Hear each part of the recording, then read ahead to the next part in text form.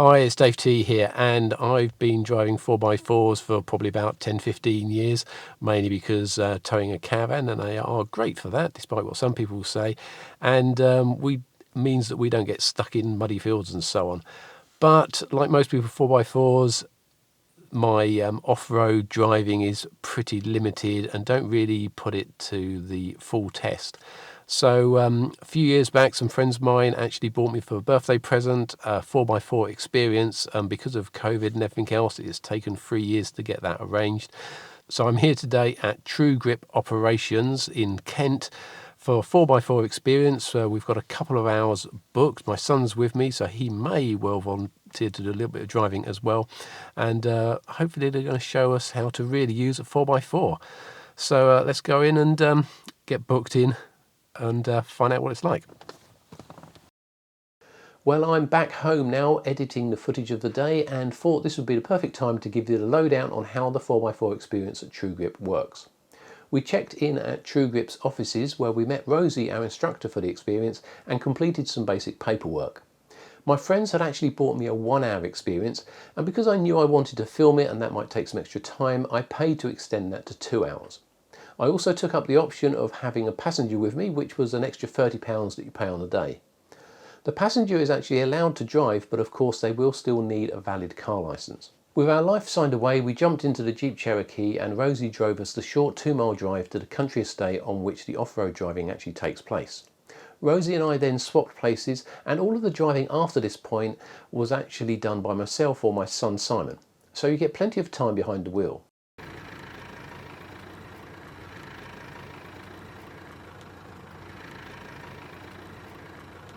The first part of the experience takes place in an old disused quarry, and for me at least this was definitely the more fun part of the experience. If you've not done anything like this before and are concerned at all, then you don't really need to be, as it's probably not what you're expecting. First of all, this is actually a technical and not a high-speed thrills experience. The style of driving relies almost entirely on the low gearing of the car, and you seldom need to even use the accelerator. What you're seeing here is pretty much as fast as you ever go in the technical section. The quarry area has a number of rises and hollows with well-worn tracks that go in and around them. Listening carefully to Rosie's advice, I selected low 4-wheel drive and drove the Jeep up and down a series of progressively steeper banks. Just for fun, you'll also actually tackle some of the obstacles in reverse as well as forwards, and depending on the weather, it's worth bearing in mind that some of the parts of the quarry do actually flood, but generally not too deep. The majority of the time whilst driving, both of your feet are actually off the pedals. Finding the biting point on the clutch when in 4-wheel low drive actually uses the brake and clutch as opposed to the throttling clutch. So it's similar to normal driving but not quite the same, and that can catch you out occasionally. I didn't find any of the obstacles at all worrying, but I can see how some more nervous drivers may well do. Rosie did however assure us that if we were worried about completing any of these sections, then we had the option not to do them. It is possible to actually roll or even tip over these vehicles, but providing you follow the directions given, it's fairly unlikely, so not something to be overly concerned about. We did actually exit the Jeep at one point to assess the next obstacle, where Rosie held a pop quiz on the potential hazards to look out for when attempting a challenging obstacle for the first time. Believe it or not, someone has actually managed to roll a vehicle on this blank by taking completely the wrong route. Useful knowledge if you will ever find yourself planning an escape from a locked car park down a steep and slippery bank perhaps. The most unnerving part of actually driving in the quarry is coming up and over the top of a steep bank. At these points the car is pointing at the sky and it's almost impossible to see anything at all in front of you, so it's very much a case of starting off pointing in the right direction and then trusting to your line. The second part of the experience is more like green laning, where we put the Jeep into second and occasionally actually even third gear and headed off up a seriously rutted track to the top of a nearby hill. The pace is slightly quicker here, but the driving is not too challenging, and as we trundled along it actually gave Rosie a chance to give us some more general advice on off-road driving. We stopped briefly at the top of the hill for a quick chat and to take in the view which stretches out over Kent all the way to the coast on a clear day. There's chance for some photos here, though it's worth also pointing out that Rosie was more than happy for us to film outside of the car in the quarry section as well. You can also make a call of nature at this point if required, but bear in mind that facilities are very much in the form of bushes.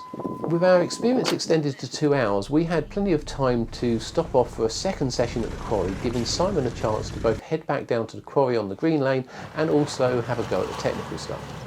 I had another brief try of some of the steeper banks, and then we headed back out of the estate with me driving on the public road all of the way back to the office. This gives drivers a chance to reacclimatise to normal road driving speed, which is where we'll rejoin the live filming of my thoughts at the end of the experience.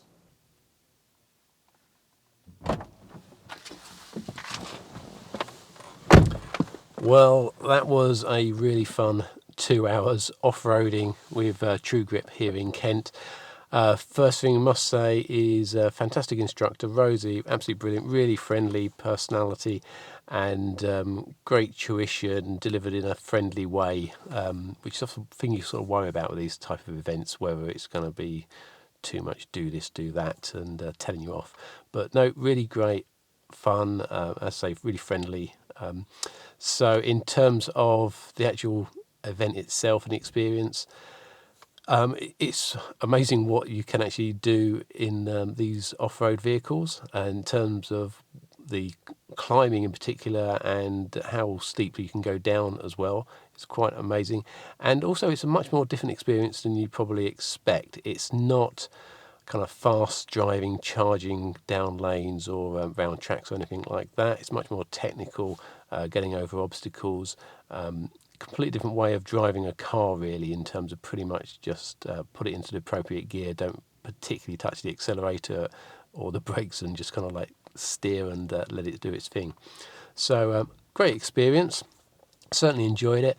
I think Simon also enjoyed having a go driving as well, certainly different from the A-Go that he drives, and certainly shows me that the Land Cruiser that I drive isn't used to its full benefit, but it is still a great car for towing. So hope you've enjoyed that. If you have, then please do hit that like button, and if you're interested in seeing other videos I make, then please do consider subscribing to my channel. But most of all, thanks for watching.